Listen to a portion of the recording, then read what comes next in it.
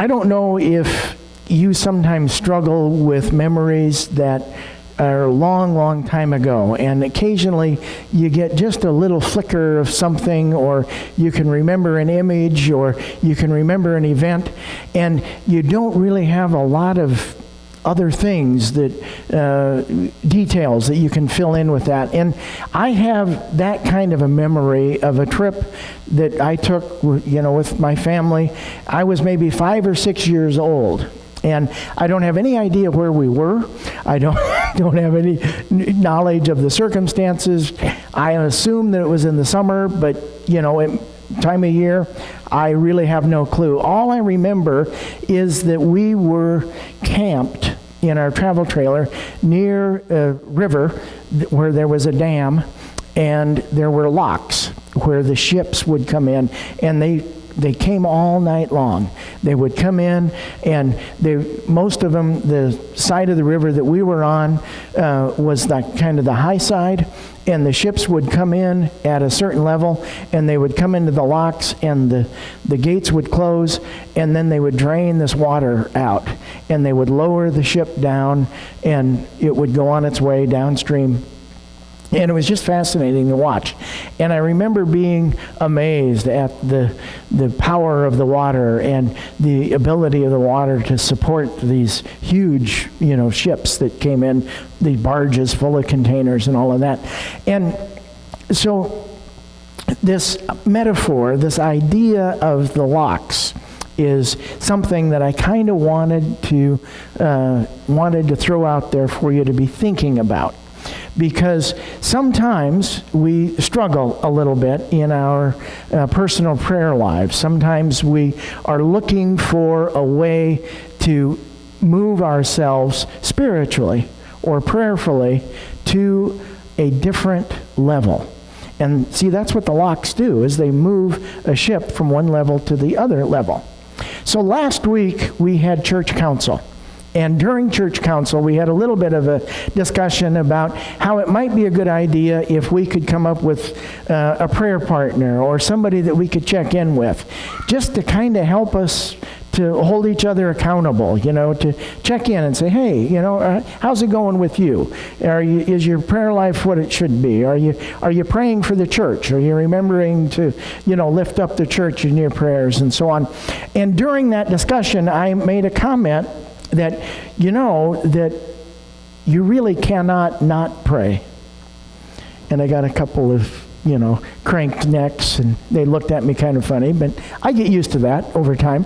But I went on to explain that if the Spirit of God resides within us, if we are actually a part of God, then there is no separation between our psyche and the divine Spirit. And everything that we say, everything that we do, everything that we think, everything that we are in our entire being is always in communication with that divine Spirit.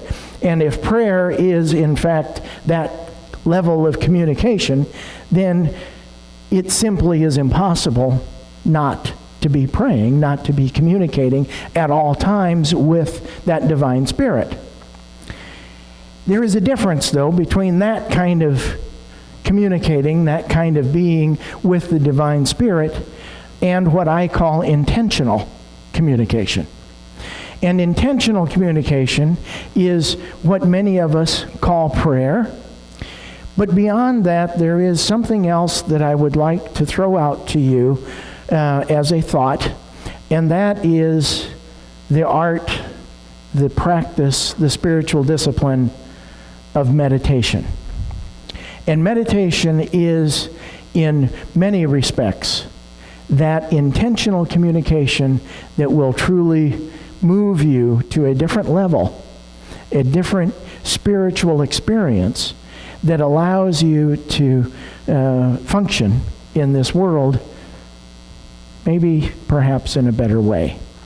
So meditation is designed to take you to a different level.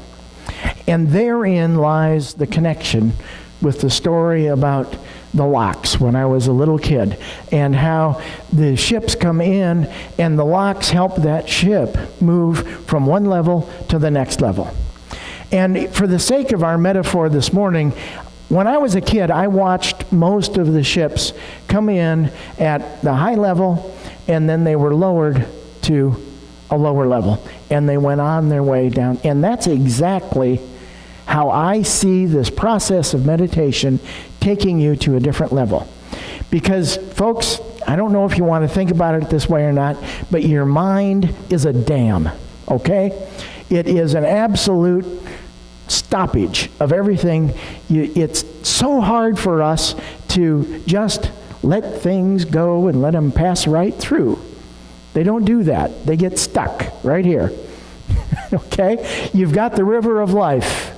And here comes the river of life. And floating down that river of life are all of the anxieties, all of the worries, all of the frustrations, all of the stuff that life is made up of. And it comes into our heads and it stops right there. And pretty soon, it doesn't take long, and you have a virtual reservoir of stuff in your head, okay? Behind that dam, it is deep and it is wide and it is immense, this reservoir of stuff. And you know, and I know that you know this, you just can't let go of it. You know, it comes in there and it sticks. And every once in a while, you kind of raise back up and you think, oh, what am I going to do about that? And there is this gnawing anxiety, and there's this little frustration, and there's this person that just kind of grinds you the wrong way, and there's this thing, and there's that thing, and there's all of that stuff, and it gets in the way. And pretty soon you can't really communicate any longer with that divine spirit that resides within you. And what you have to do is you have to come up with a process of draining some of that stuff out of your head, of getting down to a different level, of letting some of that go. And that is the process of meditation.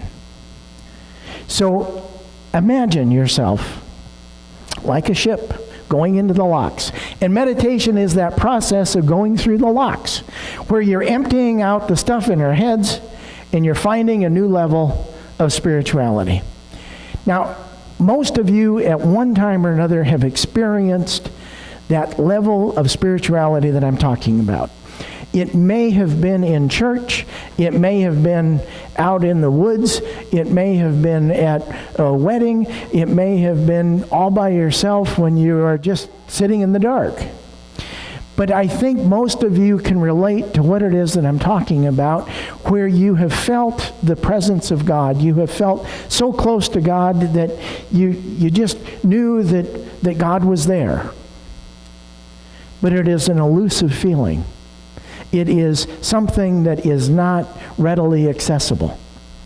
You see, in our humanity, we are part spirit and we are part human. We are part intellect. We are part mind and body.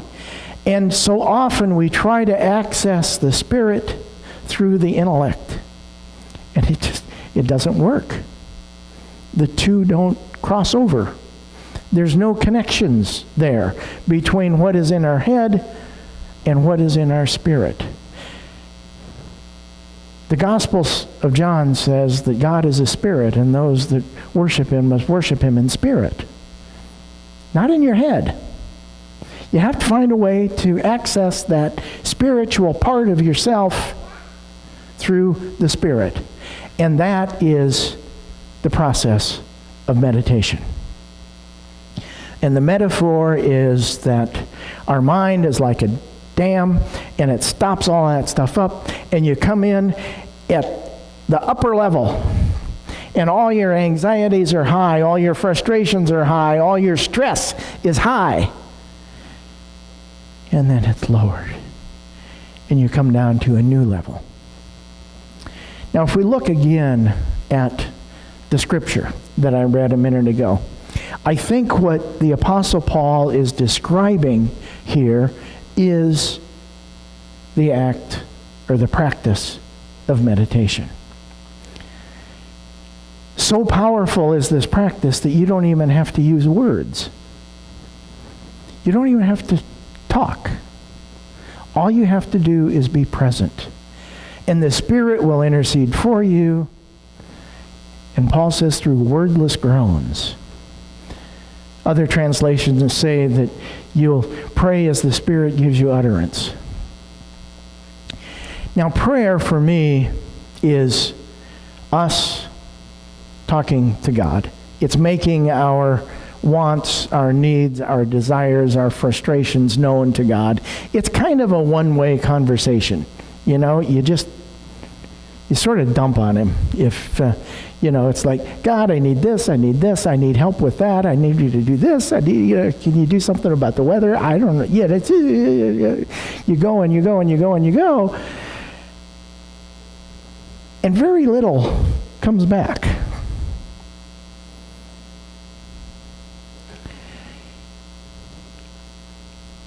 The reason that nothing ever seems to come back, because there's no room for it.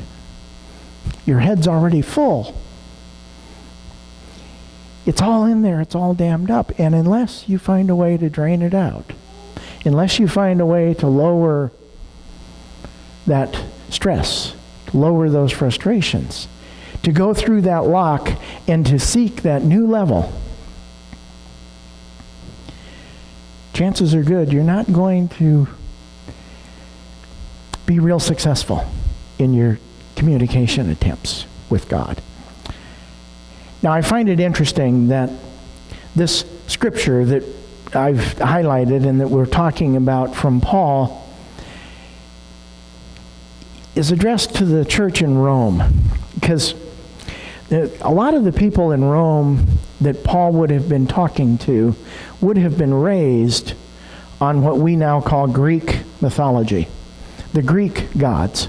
And I don't know if you know much about Greek mythology, if you've ever read it, or you know much about Greek gods, but they're not quiet.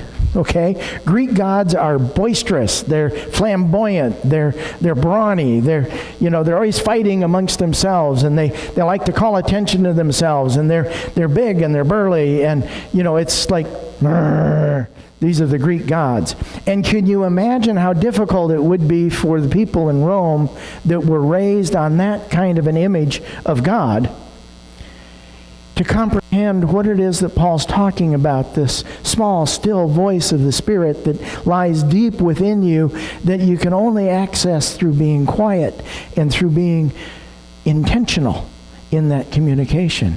It's very different. And so Paul tries to lay it out. And he says the Spirit will just take care of that. You don't need to worry about what you're going to think or what you're going to say or what you're going to do. The Spirit himself intercedes for us through wordless groans.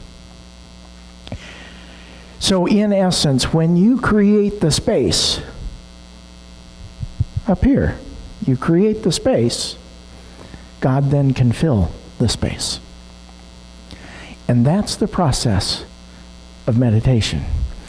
Now you might be thinking, well, that's great for you because you know what you're doing, you know how to meditate. I've tried that and never works for me. I just fall asleep. It's just isn't any good.